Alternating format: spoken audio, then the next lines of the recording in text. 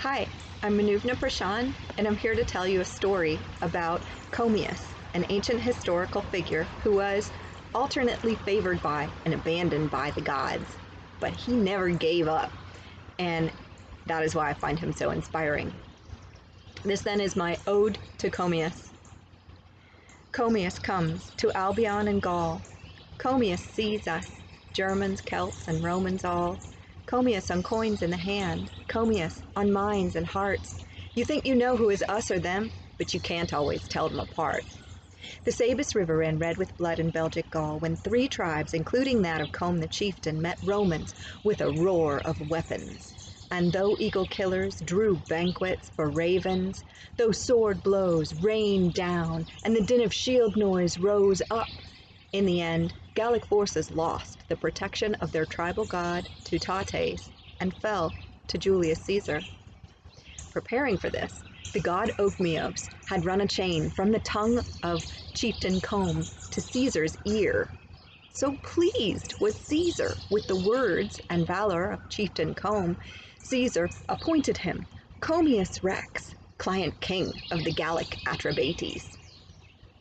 Moss, however, never grew beneath our Commius. Caesar sent Commius, the envoy, across the channel, ahead of Roman troops, petitioning Preachain to yield. Insulted, Celts took Commius captive, and Preachain prepared the proconsul a pretty greeting, meeting wave wagons that came over with javelins at the cliffs of Dover, chasing Caesar up the coast until he floundered in at an upshore beach and had to dump soldiers into deep water. Some drowned, others were beset by foes in the shallows. But Romans had mad machines. Ballista bolts on boat decks beat the Britons back. No chase could be given, though.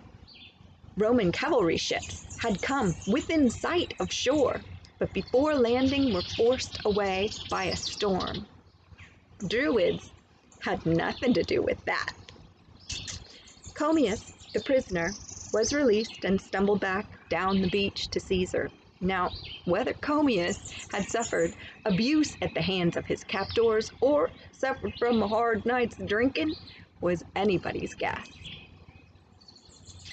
Then the god Tyrannus hurled a tempest. Wind, surging swells, and lightning struck, slamming Caesar's anchored sea carts against each other, swamping beached warships with water and snapping masts like twigs. Druids looked at their fingernails and shook their heads. Such a waste of wood from good trees. Commius, the horseman, used 30 of his own cavalry to shield Caesar from Celtic attackers, allowing Caesar to limp away and overwinter in Gaul, nursing his bruised dignity.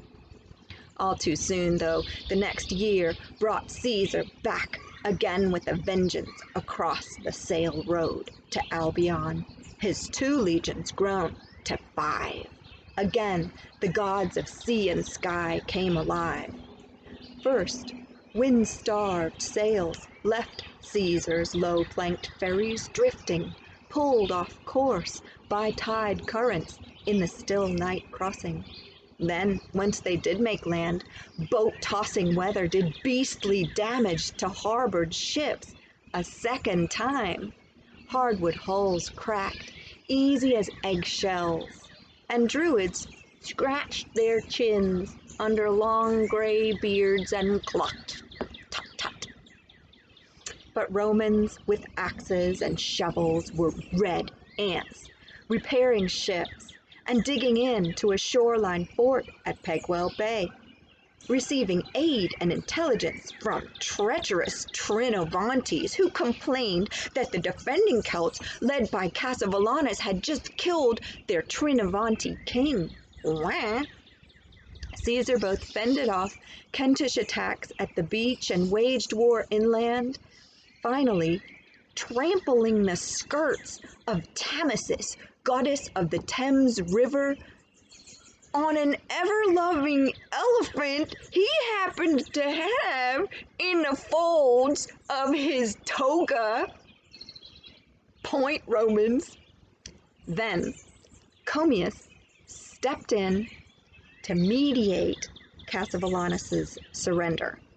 Caesar got back to terrorizing Gaul, taking with him a few hostages, no war booty, and the promise of tribute, which, interestingly enough, was never marked, paid or unpaid, while Commius brought back tax-exempt status to the homesteader Atrebates folk, loosening the Roman yoke, and folded the territory of the coastal Menapii into his own holdings.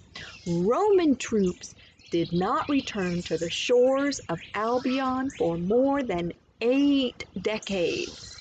Not bad, Commius. All too soon, though, in the wake of this, Romans began to wonder if Commius wasn't a little too slippery. Commius, the gullible, walked into a trap set by the Roman general Volusenus. Volusenus, the betrayer, tried to strike Commius dead. Commius fled, raven's wine gushing from his head. Did that wound kill Commius? No, his life's thread remained uncut, but it changed him. Commius, the oath-maker, swore that he would do his best to slay any Romans that he met after that fateful day. He was done with Rome. So when the allied tribes of Gaul, battle-adorned and bristling with fury in their multitudes, marched to aid Vercingetorix under siege at Alesia, Commius, the general, was one of 4 who shared command of relief troops. Alesia. Though Celts outnumbered Romans 4-1 in a hairy Gaul donut sandwich, while Caesar's tricky traps and towers, trenches, pits, and ditches filled with sharp and hardened stakes with water and iron hooks, and 25 miles of wall, it turns out, can even those odds. Days of blade storms ended with Camulus, the god of war, saluting Caesar as the Romans seized a victory that, by the numbers, should not have been theirs.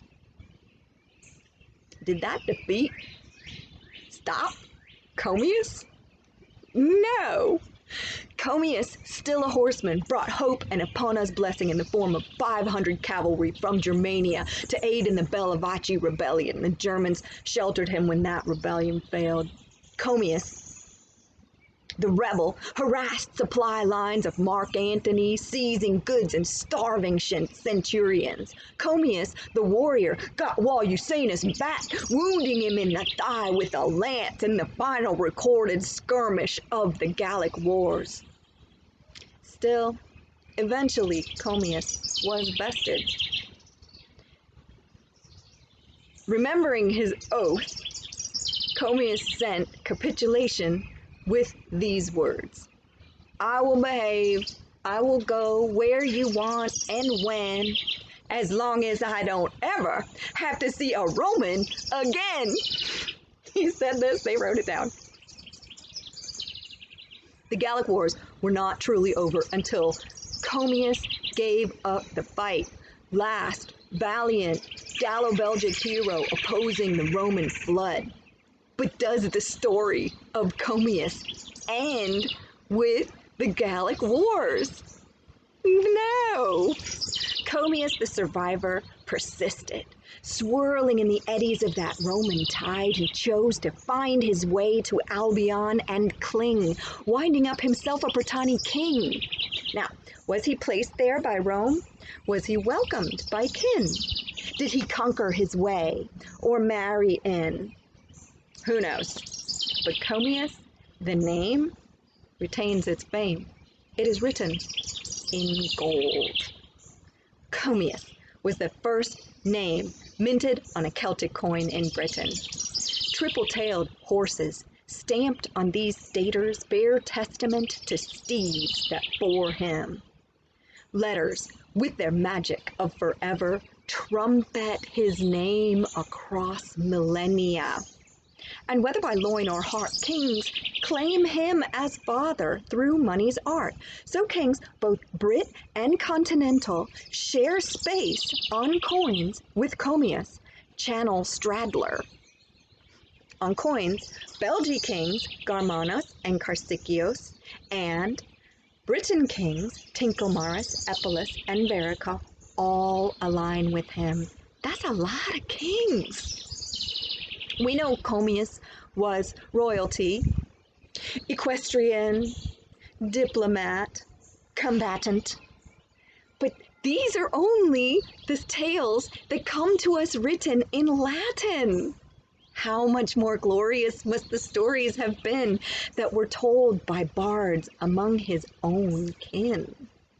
Alas, we cannot know. What we have of Commius is tonic and treasure though, and we remember. Commius comes to Albion and Gaul. Commius sees us, Germans, Celts, and Romans all. Commius continues. Commius beyond, within. He didn't always stick to one side, and he didn't always win. His name was first on Stator's gold. Brightness of Belenus above him, Commius, the brave and bold. Commius, we love him. Thank you.